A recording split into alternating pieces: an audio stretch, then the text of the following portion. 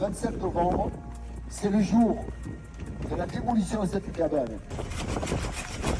La déconstruction, malgré tout, même si on sait que derrière on va reconstruire, c'est de l'émotion parce que c'est celle qu'on a connue depuis qu'on est enfant et on ne la verra plus telle qu'elle. Donc il y a ce moment d'émotion qui sera oublié dans les années, puisqu'on va reconstruire. Vous voyez, j'en ai conservé, ça venait de mon bureau, un morceau de cette cabane de Tchanké.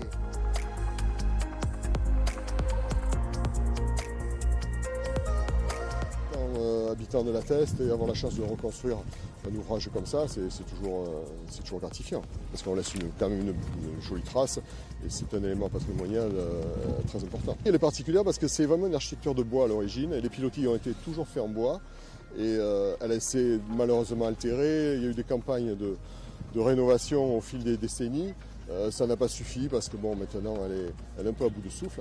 Et on a vraiment devant nous une architecture de bois lacustre, c'est-à-dire une architecture des pilotis assez serrés, un nombre de pilotis assez important, il y a 30 pilotis, alors que l'autre cabane à côté, on n'avait que 20 pilotis. Donc c'est pour ça qu'elle a un caractère assez particulier et elle est très élancée.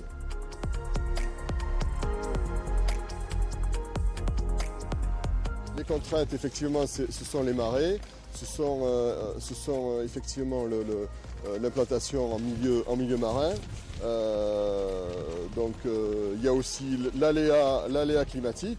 Et puis après, il y a toutes les exigences environnementales, le respect de l'écosystème. C'est-à-dire éviter trop les bruits pour les zones de nidification ou les zones de migration.